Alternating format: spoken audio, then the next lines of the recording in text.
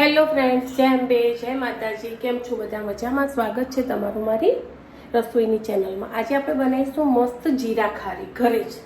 તો એના માટે મેં ઘઉંનો લોટ લીધો છે. તમારે મેદો લેવો હોય તો તમે લઈ શકો છો. હું ઘઉંના લોટમાંથી બનાવીશ. બહુ જ મસ્ત બને છે. ટ્રાય ચોક્કસથી કરજો ફ્રેન્ડ.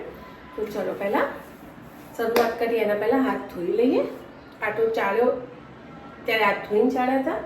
પછી હું તમને આગળની રેસીપી બતાવું. ચલો, હાથ ધોઈ લીધા છે. એમાં મીઠું અને તેલ જશે. જો તમારે ઘી અને તેલ નાખવું હોય તો બી તમે અડધું અડધું નાખી શકો છો. હું ટેસ્ટ અનુસાર મીઠું એડ કર્યું છે અને જીરા ખારી છે એટલે સારું એવું જીરું જશે. મેં વચ્ચે સાદી ખારી પૂરી કરતા વખતે થોડી બનાવી હતી, પ્રોપર એનો વિડીયો નથી બનાવ્યો. તો આજે એમ થયું કે લાવો ને જીરા ખારી બનાવીએ. બહુ જ મસ્ત લાગે છે. ટ્રાય તમે ચોક્કસથી કરજો. આમાં મેં મીઠું અને જીરું નાખ્યું છે. એમાં મોયણ લઈ લઈશ. 2 ડેકલી મોયણ લઈશ. 1 વાટકી માપની મીડિયમ સાઈઝની વાટકી લોટ લીધો છે. અને બીજું કે એમાં વચ્ચે લગાવવા માટે લઈ બનાવીશું. એમાં બી હું 1 વાટકીમાં ઘઉંનો લોટ લીધેલો છે અને એમાં તેલ લઈને એની લઈ બનાવી દઈશું. એનો સાટો કહો કે લઈ કહો કે વચ્ચે લગાવવાનું બેટર કહો કે જે બી. હવે આમાં હું લોટ બાંધી લઈશ મસ્ત પહેલાં ખારી માટેનો. બહુ એમાં ઢીલો બી નહીં અને બહુ કડક બી નહીં ફ્રેન્ડ. ઘરે આ બધી વસ્તુ બનાવો ઇઝી બી પડે છે અને સારી બી રહે છે. ઓકે, તેમાં હું કશું બીજું એડ કર્યું નથી. હું લોટ બાંધીને પછી તમને બતાવું કે કેવું. ચાલો, તો હવે મસ્ત મોયણ મેં 2 ડેકલી જેટલું તેલ નાખ્યું હતું તો એને પરફેક્ટ મોયણ આપી દીધું છે. બરાબર, બધી જગ્યાએ મોયણ આપવાનું. એમ ના લાગે કે થોડું કે બાકી રહી ગયું છે. પરફેક્ટ મોયણ આપીશું એને તો મસ્ત ખારી થશે. હવે આ રીતે એનો લોટ બાંધી લઈશું કડક.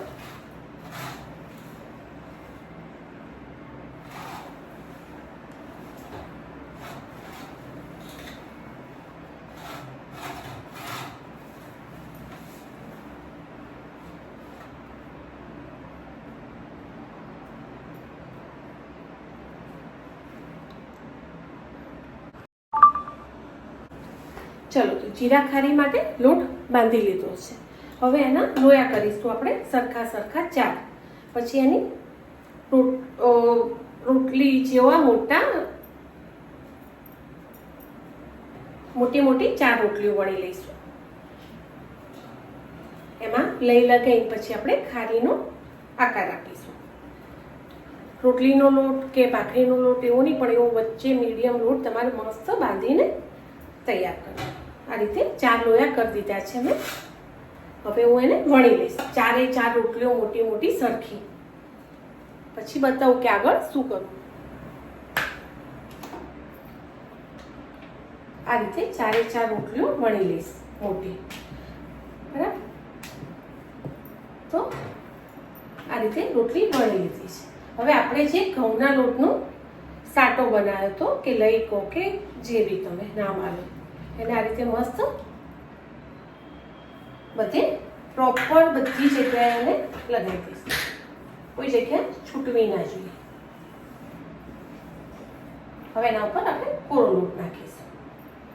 એ જ રીતે બીજી રોટલી લઈ લઈશું. એ બી બધા લોટ લગાવી દઈશું.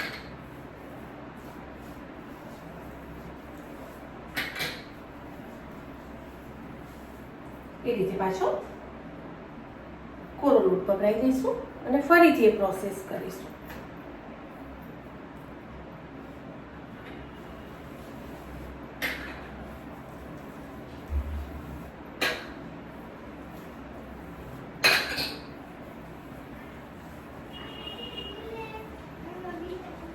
ફરીથી આપણે કોરો લોટ પકડાઈશું અને ફરીથી 4 રોટલી વણી છે એટલે 4ના સ્ટેપ આ રીતે કરી લઈશું.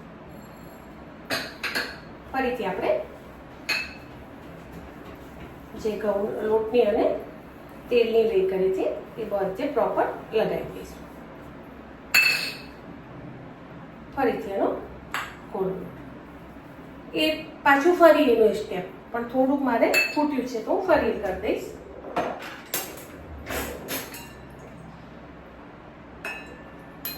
કોરો લોટ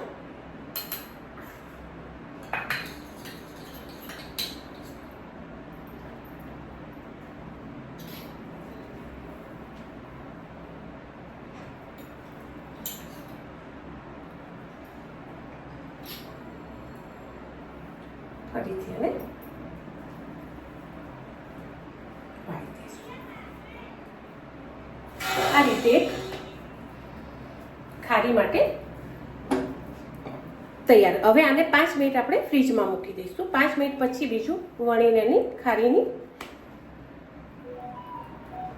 સાઈઝ કરીશું, નાના નાના પીસ. 5 મિનિટ થઈ ગઈ છે અને એમાંથી મેં લોટ નીકાળી લીધો છે. હવે મસ્ત એને આપણે વણી લઈશું ચોરસ શીટમાં.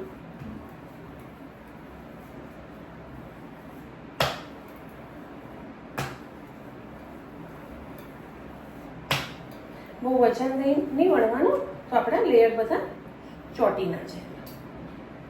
બરાબર, હળવા હાથે આપણે એને વણી લઈશું.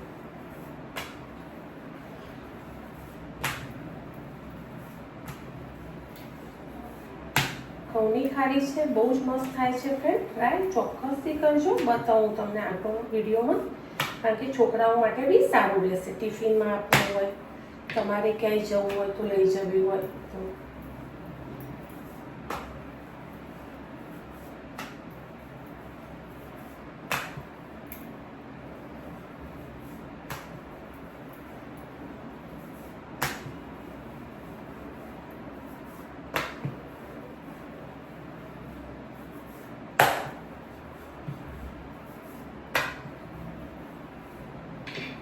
આ રીતે દેખાતી હશે તમને. ચોરસ શીટ મેં તૈયાર કરી લીધી છે.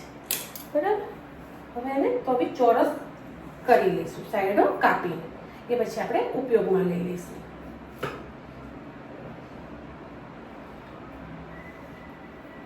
આ રીતે ચોરસ શીટ કરી લઈશું.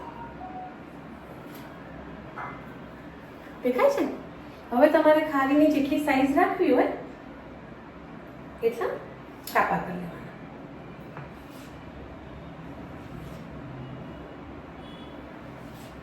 તેલ બી મૂકી દીધું છે. ગેસ ચાલુ કરી દઈશું. નોર્મલ જોઈશે, બહુ એકદમ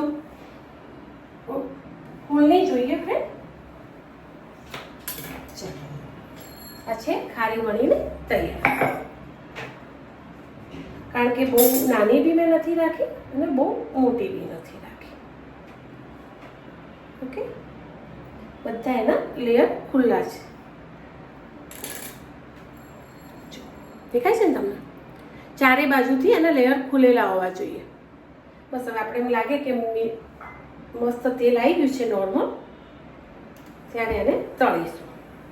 અને આ જે કાપી મૂક્યા એ બી તળી લઈશું, વેસ્ટ નહીં જવા દઈએ. ચલો ફ્રેન્ડ, જેટલું તેલ જોઈતું હતું એટલું આવી ગયું છે. તો આપણે એમાં જેટલી તમને તળતા ફાવે એટલી નાખવાની, ઓવર નહીં ભરી દેવાની. હું તો બબ્બે નાખીને તળીશ મસ્ત, એના લેયર ખુલે શાંતિથી અને એને જગ્યા મળે ફૂલવાની.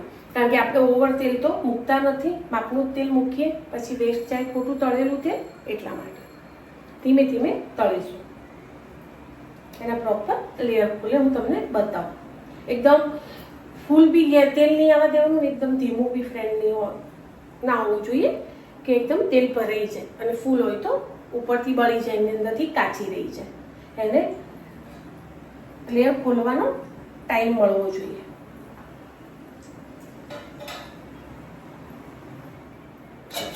બે નાખી હતી, બેના હું તમને લેયર્સ બતાવી દઉં.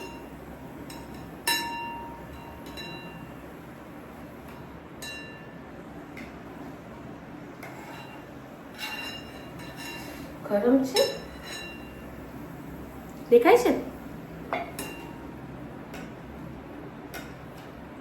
બહુ જ મસ્ત બને છે. ટ્રાય ચોક્કસથી કરજો.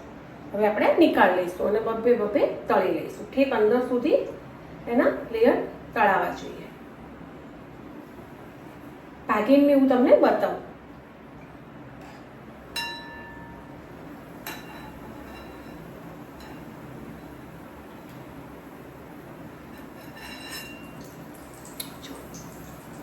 ઠરે ને એટલે હું તમને ભાગીને બતાવું.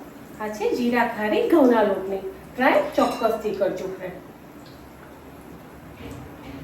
ધીમા ગેસે જ તળાવવા દેવાની અને બહુ ફૂલ નહીં કરવાનું, નહીંતર અંદરના લેયર કાચા રહી જશે અને ઉપરથી ડાચી જશે. અને માપની તળવાની, જે રીતે તમને ફાવે એ રીતે.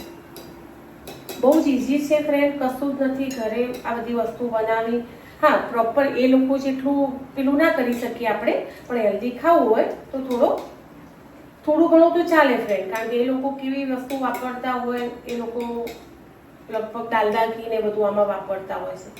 એના કરતાં બેસ્ટ છે કે આપણે આપણી રીતે ચોખ્ખા તેલનો કે ચોખ્ખા ઘીનો ઘરે બનાવીએ અને ખાઈએ. છોકરાઓ માટે બી સારું અને આપણા માટે બી સારું.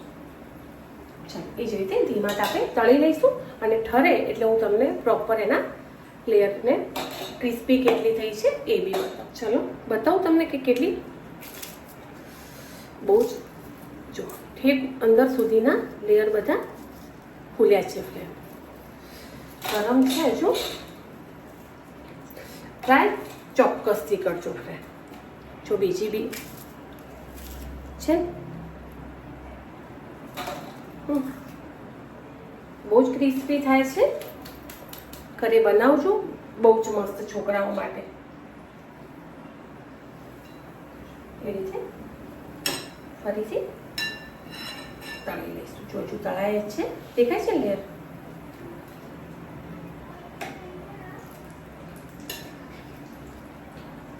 ગરમ છે એટલે હજુ બરાબર, પણ પ્રોપર જો બહુ જ મજા આવશે ચા જોડે ફ્રેન્ડ. ટ્રાય ચોક્કસથી કરજો એકવાર. એ જ રીતે બધી તળી લઈશ.